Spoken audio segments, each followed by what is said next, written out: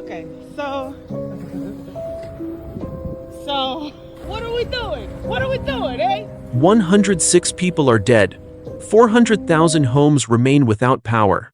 And right now, as communities across 14 states are still digging out from Winter Storm Fern, the National Weather Service has just issued winter storm warnings for another 25 million Americans. A new bomb cyclone is forming off the Carolina coast this weekend, threatening to dump up to 16 inches of snow on regions that have not seen accumulation like this since 2010. By the end of this report, you will understand exactly why meteorologists are calling this back-to-back winter assault unprecedented, which regions face the greatest danger over the next 72 hours, and what the polar vortex split forecast for early February means for the rest of winter. Here is the important part. The same weather pattern that killed more than 100 people this week is not finished. A massive Arctic high-pressure system near Bismarck, North Dakota, is driving temperatures 30 degrees below normal across the eastern half of the country. Wind chills will plunge below zero from Oklahoma to Virginia. In Florida, falling iguanas are possible Sunday morning as single-digit wind chills reach Orlando. But one region is facing conditions that could prove catastrophic. What is developing in the Carolinas right now demands immediate attention. The Ohio Valley and Mid-South are emerging from the most devastating ice event in decades. According to utility reports, Kentucky, Tennessee, Mississippi, and Louisiana still have more than 250,000 customers without electricity as of this Friday evening. The same conditions that snapped power lines and killed dozens are forecast to continue through the weekend. Temperatures tonight will drop below zero across Kentucky, with wind chills reaching -15 to -20 degrees in exposed areas. For the 99,000 customers still in the dark across Nashville alone, every hour without heat represents a direct threat to life. Here is the important part. Medical examiners across these states are reporting deaths from hypothermia in unheated homes, carbon monoxide poisoning from indoor generators, and vehicle crashes on frozen roads. In Little Rock, Arkansas, this same storm system dropped over 6 inches of sleet, breaking a snowfall record that had stood since 1899. That ice accumulation reached nearly 1 inch thick on power lines, heavy enough to snap poles across 5 states. Looking ahead, the cold will persist through Sunday morning. Lows will reach the single digits as far south as northern Mississippi and Alabama. The window for restoration crews to work safely narrows with each passing hour. What is developing further east could compound these challenges significantly. Winter storm warnings are in effect across Virginia, eastern Tennessee, and the surrounding Appalachian region as the next system moves through. According to the National Weather Service, heavy snowfall is already breaking out across western Virginia, southern West Virginia, and northeast Tennessee as of Friday evening. Visibility in the Smoky Mountains and southern Appalachians will drop below half a mile through the overnight hours. This is extremely dangerous terrain, with mountain roads and steep grades that become treacherous in whiteout conditions. Snow totals of 6 to 10 inches are expected across the higher elevations. By Saturday morning, 6 to 7 a.m., snow will spread into the valleys and Piedmont regions. Here is the important part.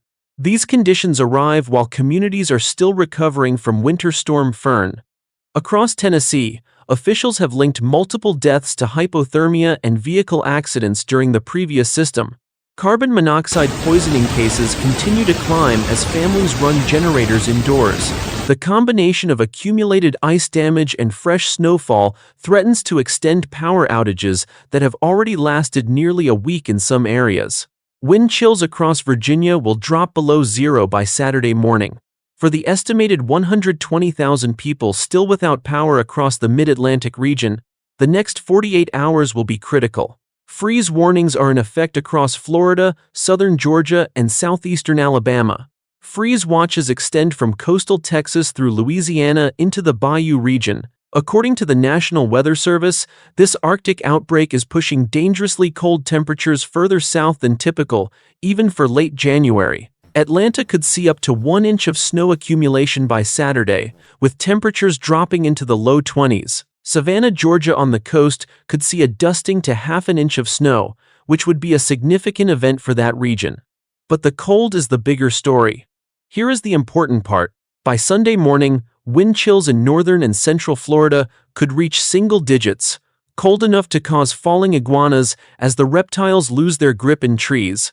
For the citrus industry and agricultural operations across the region, temperatures sustained below 28 degrees for 4 hours or more can cause significant crop damage. The combination of Winter Storm Fern and this new outbreak represents one of the most significant cold events to affect the Deep South in years. In Florida alone, the economic impact of extended freezing temperatures can reach hundreds of millions of dollars. What comes next in the Carolinas, however, is where this system truly becomes historic. This is the forecast that demands the most attention. The Carolinas are facing what the National Weather Service is calling a potentially historic winter storm, with conditions not seen in eastern North Carolina since December 2010. Remember those 106 deaths from Winter Storm Fern? Remember the 400,000 people still without power? What is forecast for the Carolinas over the next 48 hours could add to both of those numbers significantly. According to the latest National Weather Service models, eastern North Carolina could receive up to 16 inches of snow by Sunday. Columbia, South Carolina is looking at a solid 6 inches. Myrtle Beach, Wilmington, the Outer Banks, and Norfolk could all see heavy accumulation. Here is the important part. This is not just a snow event. A bomb cyclone is forming. Low pressure will develop offshore of the Outer Banks Saturday and rapidly deepen to 960 to 970 millibars by the time it passes south of Nova Scotia. Some forecast models show central pressure dropping into the 950s. Wind gusts along the Carolina coast will approach 60 miles per hour by Saturday evening. Blizzard warning upgrades are likely from Myrtle Beach to Wilmington and Norfolk. The combination of 1 to 2 inch per hour snow rates and 60 mile per hour winds will create whiteout conditions and visibility near zero. For perspective, eastern North Carolina has not seen a foot of snow since January 2018. 8 years of winter events have not prepared residents for what is forecast. The death toll from Winter Storm Fern included victims across North Carolina and Virginia, who died in multi-vehicle pileups during whiteout conditions, who collapsed, shoveling heavy wet snow, and who could not reach medical care because side streets were blocked. This new storm threatens to create identical conditions. Visibility across major cities including Charlotte, Raleigh, Winston-Salem, Greenville, and Charleston will drop dramatically through Saturday. Big cities with big populations face big disruptions. For the millions who live in this corridor, the question is not whether this will be difficult, it is whether they have prepared adequately. Looking ahead, winter is far from over. The stratospheric polar vortex is forecast to split around February 7th or 8th, which is late next week. According to long-range models, this split will unleash another wave of Arctic air across the eastern United States within 1 to 2 weeks. Through the first week of February, lingering Arctic air will remain entrenched in the east, while mild Pacific air floods across Canada and the west. By week 2, February 8th through 15th, more nor'easter threats emerge. Lake effect snow will remain significant across the Great Lakes, where some areas could see additional accumulation measured in feet rather than inches. Here is the important part. The polar vortex split typically takes 1 to 2 weeks to translate from stratospheric disruption to surface-level cold. That means by the third week of February, February 15th through 22nd, major winter storm potential increases dramatically. Long-range models show the setup for significant snowfall somewhere in the central and eastern United States. Could this wobble toward Nebraska and Kansas, or could it track further east? What forecasters are confident about is that the pattern supports active winter weather through the end of February and potentially into early March.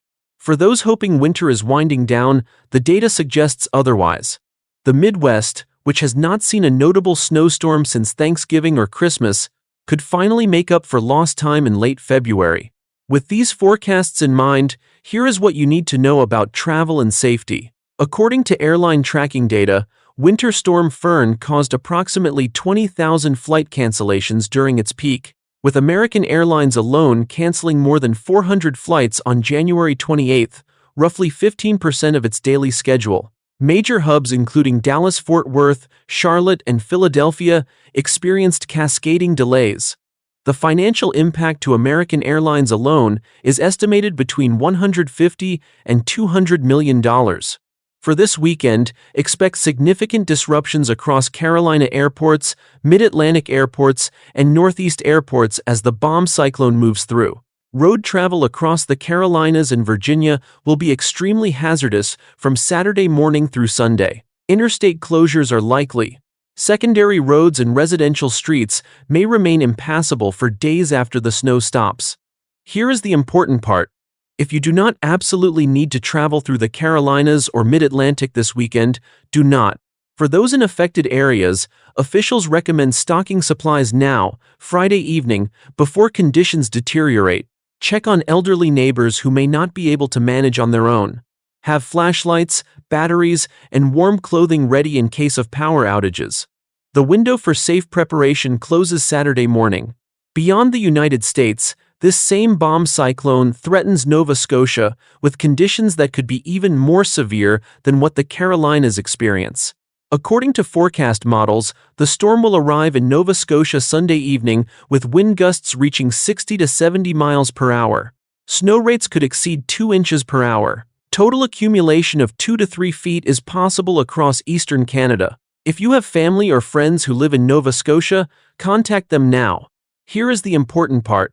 This will be a major blizzard for a region that already experiences harsh winters. Whiteout conditions, buried vehicles, and extended power outages are all likely.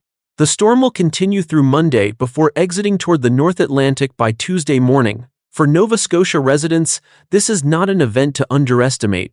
In summary, here is what you need to remember. The Carolinas face a potentially historic bomb cyclone, bringing up to 16 inches of snow and 60-mile-per-hour wind gusts Saturday through Sunday. Virginia and Tennessee continue dealing with power outages while new snow arrives overnight. The Ohio Valley and Mid-South remain in crisis mode with over 250,000 customers still without electricity. And the Deep South faces freeze warnings with temperatures threatening agriculture and wildlife. 106 people have died from Winter Storm Fern, 400,000 remain without power, and another 25 million Americans are now under winter storm warnings for a second system in the same week. Here is the important part.